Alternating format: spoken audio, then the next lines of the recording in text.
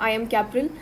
मैं इस एग्ज़ाम को 6 बार लिख चुकी हूँ, 3 बार इंटरव्यू दे चुकी हूँ, 2 बार लिस्ट में आ चुकी हूँ।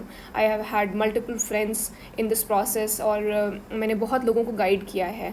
Through this experience I want to address some of your questions जो कि एक जर्नी को आसान बना सकते हैं। तो मैं सबसे पहले ये क्वेश्चन डिस्कस करना चाहती हूँ जो कि सब एस्पिरेंट्स के दिमाग में आता है कि क्या मेरा एग्ज़ाम कभी निकलेगा? Am I capable of cracking this exam? Yes, it's a well-known fact. It is one of the toughest exams in the world.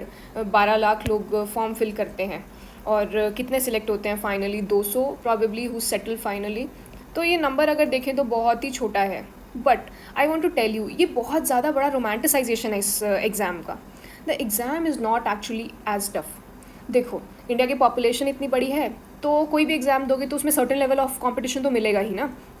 अब आरआरसी का एग्ज़ाम भी देते हैं, रेलवेज़ का, तो उसमें भी करोड़ों लोग बैठते हैं 1 लाख सीट्स के लिए। तो that is also a very tough exam. बस पर इस एग्ज़ाम को ज़्यादा ग्लोरीफाई किया गया है, that makes it even more difficult for any aspirant. अब हम जब बोलते हैं कि 12 लाख लोग फॉर्म फिल करते हैं, उसमें से actually half of them appear, only 6 lakh people appear for the exam. और उन 6 लैक्स में से भी कितने सीरियस कैंडिडेट्स हैं जो कि एक्चुअली इस एग्ज़ाम को क्रैक करना चाहते हैं, जिनको पता है कि वो आईएएस, आईपीएस या किसी भी सेंट्रल सर्विसेज में क्यों लगना चाहते हैं। I believe it is 1 lakh. तो 1 लाख में से 200 लगता नहीं है आसान है, पर 12 लाख में से 200 को अगर देखें और उससे कंपेयर करें तो it is much more convenient and much more imaginable कि आप ये एग्ज़ाम क्रैक कर सकते हैं। And this 1 lakh is a liberal number, I am telling you.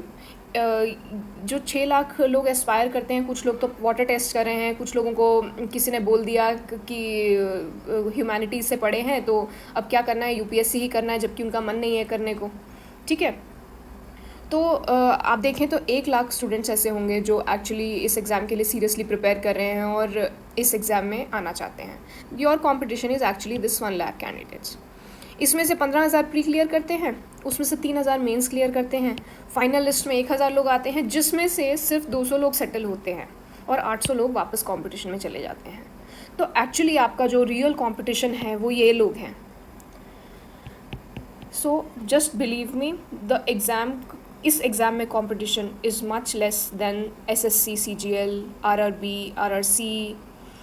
ये एग्ज़ाम बड़ा है, टाइम ज़्यादा लेता है, आपको और बहुत चीज़ें इसमें सेटल करनी पड़ती हैं, because you are in a stage of life where everybody is settling और सोशल इम्पैक्ट बहुत ज़्यादा पड़ता है।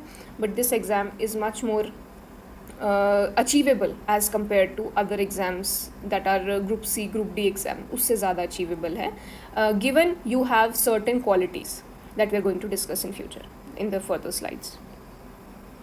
तो हम चेकलिस्ट ऑफ क्वालिटीज़ देख लेते हैं कि आपके अंदर होना क्या चाहिए एग्ज़ाम क्लियर करने के लिए।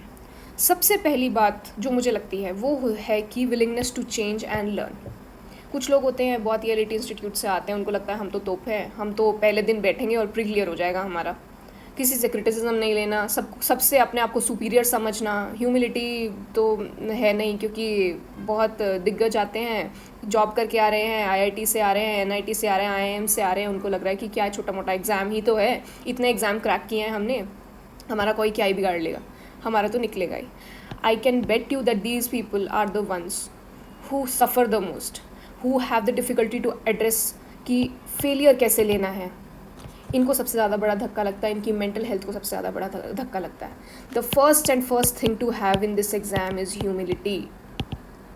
आप हम्बल रहें, अपना सीखने का एटीट्यूड रखें।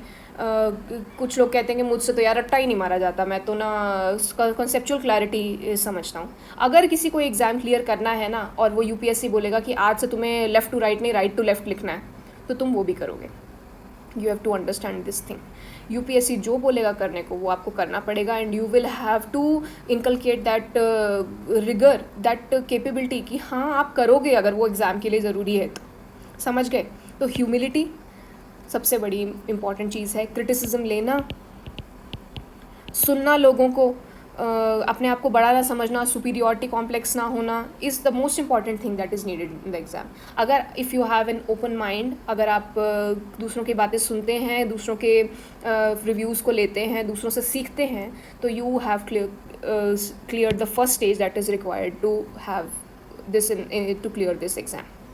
ठीक है, let's move on to the second quality. Second is consistency and perseverance. लोग बोलते हैं कि मैंने तो पढ़ाई नहीं करी, मैं तो बहुत तेज़ हूँ, मेरा तो वैसे ही निकल गया, मैं तो बस गया बैठने. सब झूठ बोलते हैं. अगर कोई होगा भी तो या तो फिर वो बचपन से ऐसी अपब्रिंगिंग है उसकी कि ब्यूरोक्रेटिक लाइफस्टाइल में जिया है, या फिर वो झूठ बोल रहा है. 1.5 साल 8 to 9 hours पर डे कंसिस्टेंटली पढ़ना. ठीक है, there are some bad days, हफ्ते में एक दिन ऐसा हो सकता है कि आपका छूट जाए, but this is the ideal time that is required to crack this exam. And with having this basic capability कि आप समझना चाह रहे हैं, अपनी गलतियों से सीखना चाह रहे हैं, दूसरों से गाइडेंस लेना चाह रहे हैं, अगर आप बेसिक किताबें पढ़ लें और जो जो बताया जाता है कि ये सब पढ़ना है उसको ये सीरियसली कर लें, तो एग्ज़ाम निकलने के चांसेस बहुत ज़्यादा हैं. अगर आप ये कर रहे हैं या आप करने की कैपेबिलिटी रखते हैं तो प्लीज़ बी रेस्ट एश्योर्ड कि आपका एग्ज़ाम निकल जाएगा. जो लोग किताब खोल के बैठे रहते हैं, पैसिव रीडिंग करते हैं, उनको पता नहीं, डे ड्रीमिंग कर रहे हैं, कहीं गायब हो गए किताब खोल के, that is not called consistency and perseverance. Chair पे बैठना इज़ नॉट कंसिस्टेंसी. उसमें दिमाग लगाना, उससे सीखना इज़ वॉट कंसिस्टेंसी इज़. तो अगर आप डेली 8 घंटा बैठ पा रहे हैं और अपनी किताब को, जो आपके सोर्सेज आपने डिफ़ाइन किए हैं, उसको पढ़ रहे हैं, then please be rest assured कि 1.5 साल लगता है. प्लीज़ उससे पहले बहुत ज़्यादा वो मत करें, हसल ना करें, that will impact your mental health. Please understand it is a marathon, it is not a sprint. आज तो पढ़ लिया 12 घंटा और कल पढ़ा 2 घंटा, इससे एग्ज़ाम नहीं होगा. डेली 6 घंटा पढ़ लो, that is much more better. एक दिन में 4 लीटर दूध पियोगे और हफ्ते भर में आधा आधा, हर हफ्ते के एक दिन में आधा आधा लीटर दूध पियोगे तो फ़ायदा किसका होगा? डेली थोड़ा थोड़ा पीने में ना. एक दिन में 4 लीटर दूध पीने से उतना फ़ायदा नहीं होगा, शरीर नहीं ले सकता उतना. तो ध्यान रखें कि डेली का डेली थोड़ा एफर्ट करना बहुत ज़रूरी है.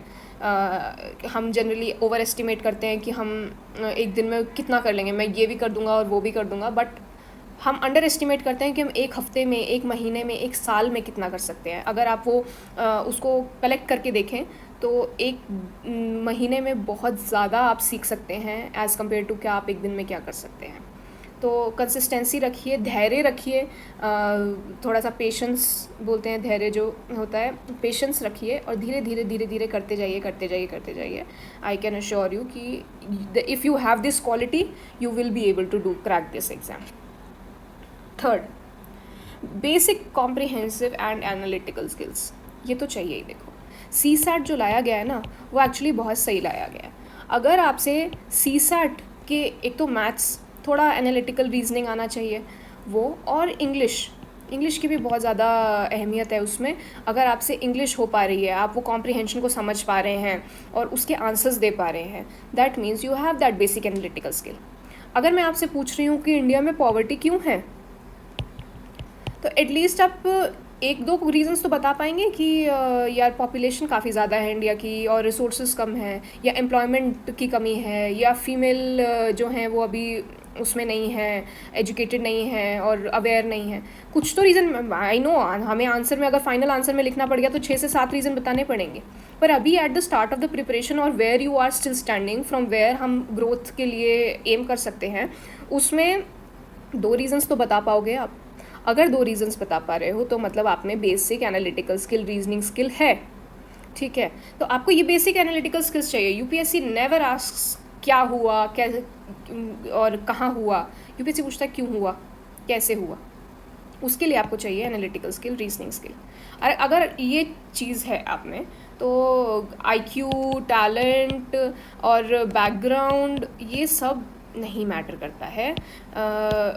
ये आप अपने अराउंड देख सकते हैं किसका क्लियर हो रहा है, किसका नहीं हो रहा है. बहुत टैलेंटेड लोग जिनको बहुत आता है उनका भी नहीं हो रहा है, और जो बहुत बेसिक जानते हैं उनका हो जा रहा है एग्ज़ाम. दैट इज़ बिकॉज उनमें बेसिक एनालिटिकल स्किल है, बेसिक कॉम्प्रिहेंसिव स्किल है, वो कंसिस्टेंटली पढ़ पा रहे हैं, हर रोज़ अपना टाइम दे पा रहे हैं, डिवोट कर पा रहे हैं, और इससे उनका एग्ज़ाम निकल जा रहा है. Okay, now this is the compilation, and actually only these 3 things are required for preparation, and that also in priority. And all of these three things are changeable in your attitude. अगर आपको लग रहा है कि मैं तो ऐसा ही हूँ, सबसे पहले तो यही हो गया ना कि विलिंगनेस टू चेंज. आप अगर विलिंगनेस रखते हैं चेंज करने की, UPSC changes you as a person. If you see कि सारे के सारे ब्यूरोक्रेट्स का बिहेवियर, एटीट्यूड, पर्सनालिटी एक जैसी क्यों होती है? Because it is the process that makes them like that.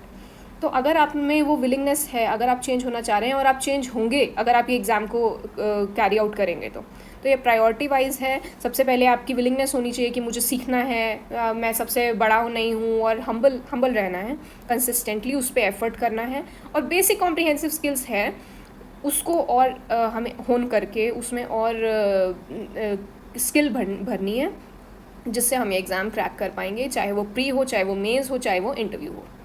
ठीक है. इसके ऊपर to top this cake with a cherry is guidance in the correct direction. अब गाइडेंस क्या है? ऐसा बोलते हैं that when you are in avalanche you don't know which direction you are digging in. आप उल्टी डायरेक्शन में भी खोद रहे होते हैं और आप और अंदर घुसते जाते हैं एवलांच में. एवलांच क्या होता है कि जब बर्फ़ गिर जाती है आपके ऊपर, ऐसे ही यूपीएससी है. अगर गलत डायरेक्शन में चले गए ना तो उसी में चलते जाओगे और पता भी नहीं चलेगा कि गलत क्या हो रहा है, जब तक कोई डायरेक्शन दिखाने वाला ना हो.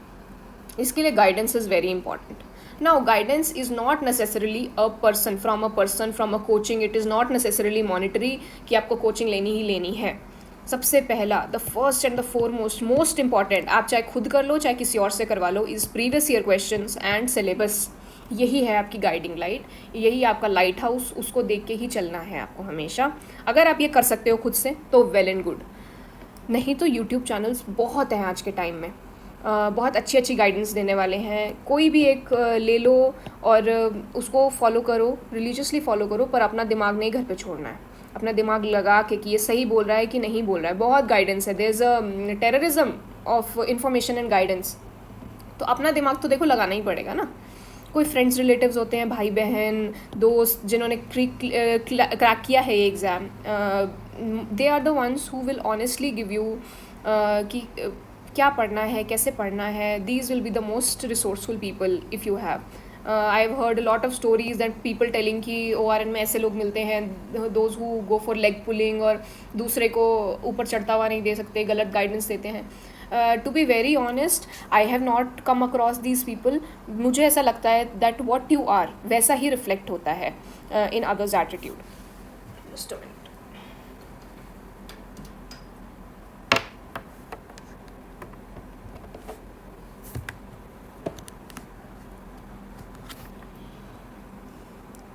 सो जो आपका एटीट्यूड है वही दूसरा पर्सन रिफ्लेक्ट करता है. अगर आप ओपन हैं अपना कंटेंट शेयर करने में, अगर आप में अंदर अपने आप में फीलिंग है कि you will be useful and helpful to other people, I can assure you that other people will be as helpful and as useful to you. और चौथी चीज़ आ जाती है कोचिंग. अब कोचिंग के लिए मैंने टिक नहीं लगाया, क्वेश्चन मार्क लगाया है, क्योंकि coaching is not a main course. I have seen people जो कि कोचिंग लगा लेते हैं और पूरा साल उसकी सुंदर सुंदर नोट्स बनाते रहते हैं और वही पढ़ते रहते हैं और उसी में फंस जाते हैं विदाउट अंडरस्टैंडिंग, अपना दिमाग लगाए बिना कि actually is this the right direction to do. Coaching is just a dessert, it's a side, it is not the main course. जैसे मृणाल सर बोलते हैं कि अल्टीमेटली हैरी पॉटर को वोल्डेमॉर्ट से खुद ही लड़ना है.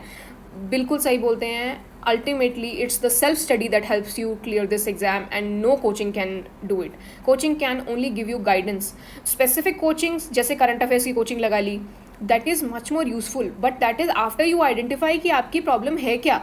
हम क्या करते हैं, फुल फाउंडेशन कोर्स लगा लेते हैं और फिर उसमें लगे रहते हैं. That is actually not correct way. Plus I have seen the quality of coaching is not up to the mark since the student is new. उनको पता नहीं चलता कि क्वालिटी कैसी है. So please be connected to friends, please be connected to your relatives, seniors. YouTube videos देखते रहो, previous year questions देखते रहो, उसी से पता चल जाएगा कि कोचिंग यूज़फुल है कि नहीं है. अगर नहीं है यूज़फुल, पैसे तो गए हैं, उसको छोड़ दो, अपना पढ़ना शुरू कर दो. It is much more useful. Time मत वेस्ट करो कोचिंग में. Your time is much more precious than any kind of money at this point of time. कितना लग जाएगा यार, 4-5 lakh. The prize is too big on the other side. Believe me, जब ये exam crack कर लेंगे ना, देन यू विल रियलाइज़ कि all those things that we worry about are nothing. The price is too big on the other side. It is everything you can imagine, everything you can dream of. Job satisfaction के मामले में, resources के मामले में, power के मामले में, social status के मामले में, it is everything that you can dream of. जिसके लिए आप आए थे ये वही है उस side. You just have to keep reminding yourself. तो कुछ नहीं मैटर करता है कि आपके रूममेट कैसा है, आपका पैसा कितना लग रहा है, क्या मेरा बहुत ज़्यादा खर्चा हो रहा है. मेरे पेरेंट्स को बहुत दुख हो रहा है. अरे यार, पेरेंट्स का भी तो सोशल स्टेटस बढ़ेगा अगर आप बनोगे. They are also, it's an investment in you. अब इन्वेस्टमेंट कुछ टाइम तो लेती है ना रिजल्ट देने में, डिविडेंड देने में. या इमीडिएटली इन्वेस्टमेंट हुआ और आपका रिजल्ट आ जाना चाहिए. उस इन्वेस्टमेंट को अगर कर्व करोगे ना तो कैपिटल ख़राब ही बनेगा. तो कैपिटल पे बनाने पे फोकस करो, डिविडेंड अपने आप आएगा. सो गाइडेंस जो है, अपना दिमाग खुला रखें. गाइडेंस का मतलब ये नहीं है कि अपना दिमाग बंद करके सारी जगह से गाइडेंस लेते रहो और बस यही देखते रहो और पॉलिसी पैरालिसिस में चलते रहें. कुछ काम कर नहीं रहे हैं और डे ड्रीमिंग किए जा रहे हैं गाइडेंस में कि मैं भी एक दिन लेक्चर दूंगा विजन में और ऐसा करके. तो थोड़ा सा दिमाग खुला रखो. पैसिव रीडिंग नहीं करनी है, अपना एक्टिवली इन्वॉल्व रहना है प्रोसेस में. मुझे ऐसा लगता है कि जब आप पढ़ रहे हैं और आपके दिमाग पे थोड़ा सा जोर आ रहा है, बहुत ज़्यादा नहीं आना चाहिए, और कंसिस्टेंटली अगर बहुत ज़्यादा आया तो it will lead to a burnout and a mental breakdown. तो अगर ऐसा हो रहा है आपको तो you should take a break of a day और 2 और मे बी अ वीक, और if it is required, if it is hampering you your mental health, please take a break of year. That also is okay. But certain level of, अगर बहुत ही आराम परस ज़िंदगी हो रही है और पता ही नहीं चल रहा है सुबह से शाम कैसे हो गई पढ़ते पढ़ते और बिल्कुल जोर नहीं आया, दैट मीन्स आप पैसिवली प्रिपरेशन कर रहे हैं. You need to be actively involve in the preparation. तो प्रीवियस ईयर क्वेश्चन देखो, जो आप पढ़ रहे हो क्या वो अप्लाई हो रहा है कि नहीं हो रहा है. So that is why guidance is very important. Okay, so I end it here, and my mantra is the more you sweat in peace, the less you bleed in war. That means थोड़ा सा stress हो रहा है तो उसको ले लो. आगे बहुत ज़्यादा काम आएगा ये. जब एक्चुअल एग्ज़ाम होगा आपकी अंडरस्टैंडिंग उतनी ही बढ़ेगी जितना आपने एक्टिवली इसमें अपना फोकस दिया है. All right, all the best from my side. I hope you like the lecture. अगर आपको इस कुछ और पूछना है तो please do let us know through various channels, through various modes. You can tell us in comments. We will pick up your questions from there. Thank you so much for listening.